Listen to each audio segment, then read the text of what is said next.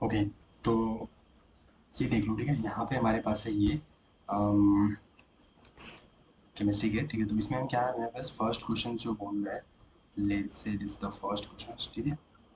So first question में क्या बोल रहा है ये, इधर बोल रहा है कि भैया देखो बात ऐसी है कि आपको बतानी है the correct order of ionic radii of these, ठीक है।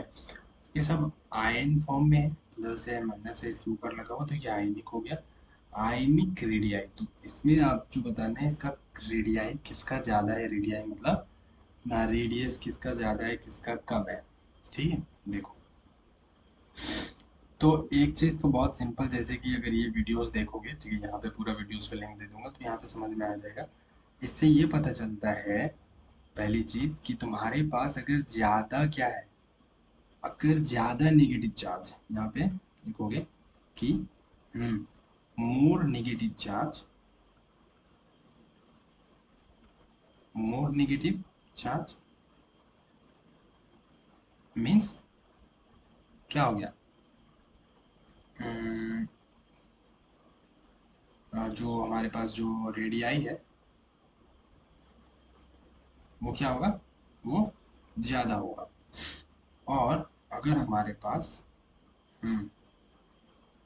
मोर पॉजिटिव चार्ज,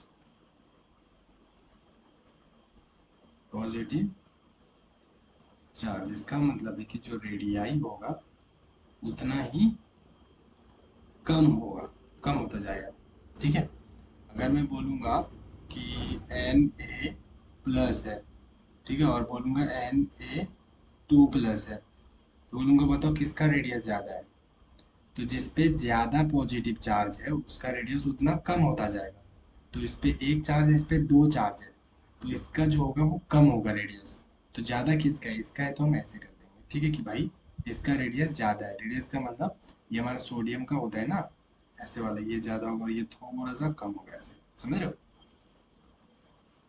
ठीक है ना। ये तो मतलब रेडियस का मतलब ये हो गया कि कहाँ तक ये जा सकता है, ऐसे, ठीक है ना।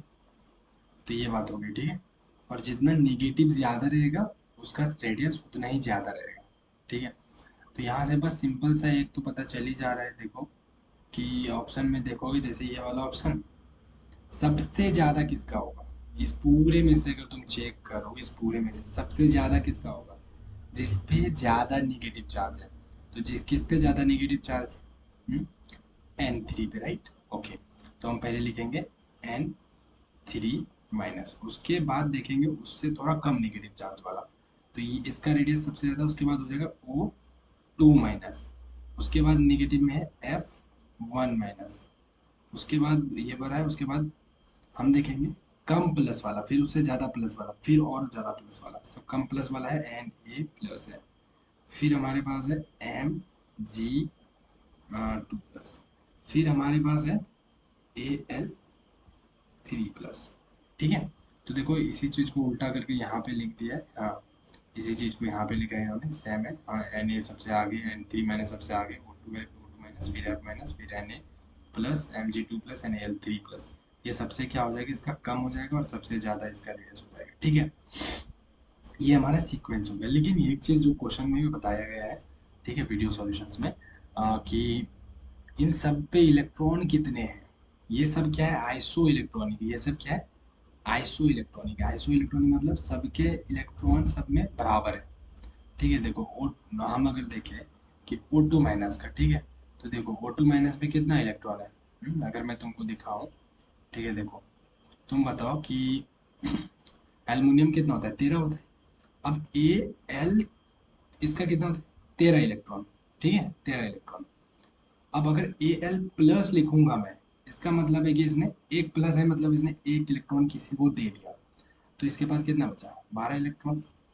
फिर अगर मैं ए एल टू प्लस लिखूं तो इसका मतलब है कि 11 इलेक्ट्रॉन इसके पास है, 2 इलेक्ट्रॉन किसी को दे दिया, टोटल 13 था, उसमें से टू प्लस है मतलब दो इसने किसी को दे दिया, तो 11 बचा। अब ए एल थ्री प्लस अगर लिखूं मैं तो इसका मतलब है अभी इसके पास 10 ही इलेक्ट्रॉन बच गए, ठीक, तो तीन इसने किसी को दे दिया है, तो इसके पास कितना इलेक्ट्रॉन होगा, 10 इलेक्ट्रॉन।